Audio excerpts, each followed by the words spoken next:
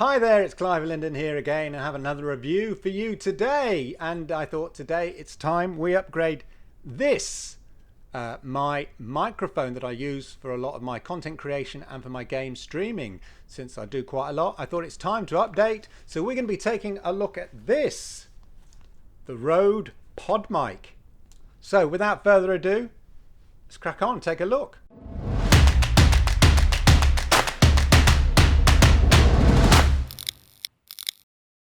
Hi, I'm Clive Linden and I'm back once again, as I said, with another tech review. If you're new to the channel, do me a massive favor, hit that subscription button, hit those likes everybody as well, and hit the notification bell so you know when I go live with these kind of videos and you're not going to miss out.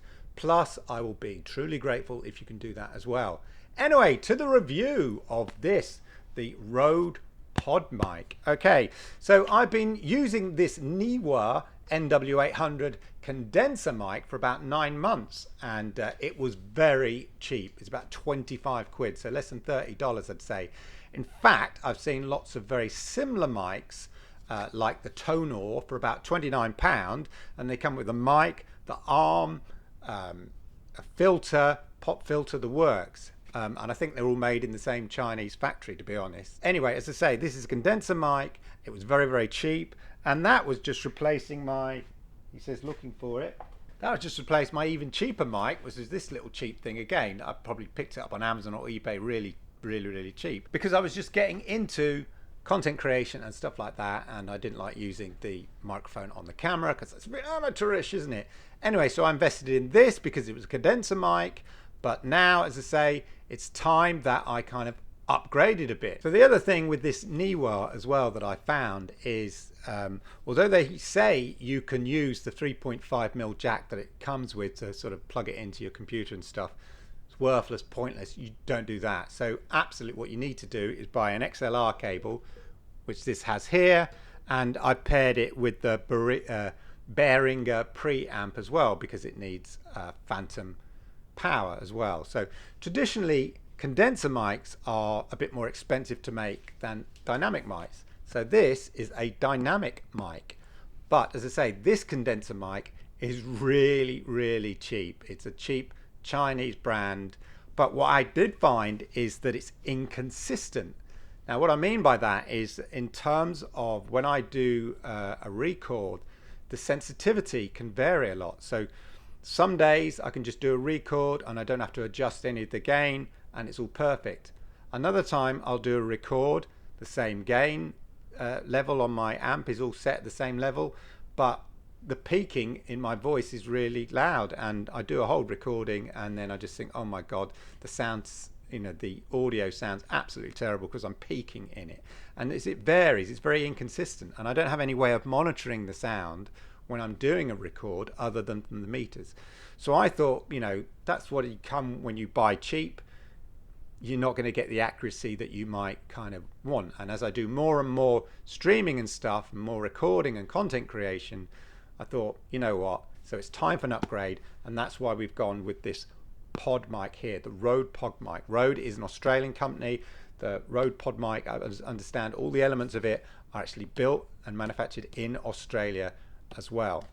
So the big question is though, can we tell the difference from this mic here to this mic, and is it worth the upgrade? So we're going to do a little test, compare the two and see what it's like. Let's quickly go through the key features of the Rode Podcaster mic here. Been designed specifically with podcasting and voiceover work in mind. Everything from the mic itself, okay, it's really kind of robust construction here. So it's got an internal pop filter. It comes with its own mounting here with shock mounting built in, and the swing attachment and everything is to cater for kind of that kind of shock and vibration as well. It features broadcast quality dynamic microphone. That's what it is. It's optimized for podcasting, and it's meant to have a rich, balanced sound, as I say, with the internal pop filter to minimize plosives, you know, the p, p, p, and the b, b, b, and all that. And inside here as well, internal shock mounting to reduce the vibration.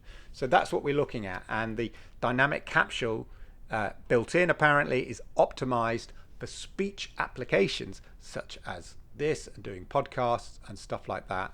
So anyway, as I say, it's been designed specifically with podcasting in mind. It's robust. It's an all metal construction as well. Also, as it's a dynamic mic, I don't actually require any phantom power, but I will still be using the Behringer preamp, as that allows me to connect using the XLR cable. I'll be using this existing XLR cable into the preamp, and then the preamp plugs into the PC via the USB. So that's the background.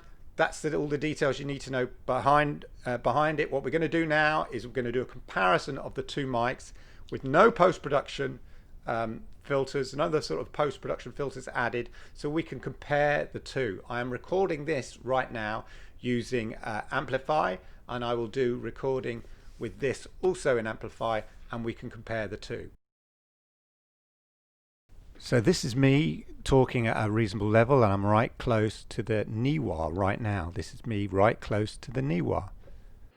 And a dynamic mic. Now this is me quiet, so we can hear any background.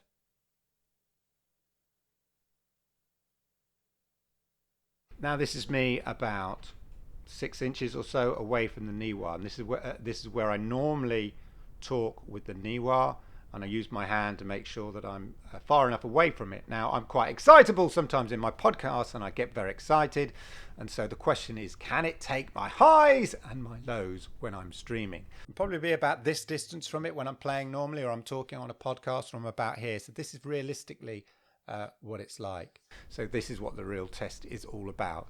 And now I'm about a foot away. Not that I'm ever going to record like this, but it just gives you an idea. But this is me talking in, as I say, about 6 inches away. And then this is me about a foot away talking into the mic. So hopefully you can hear me all right, and you can hear the difference in the quality. We'll see.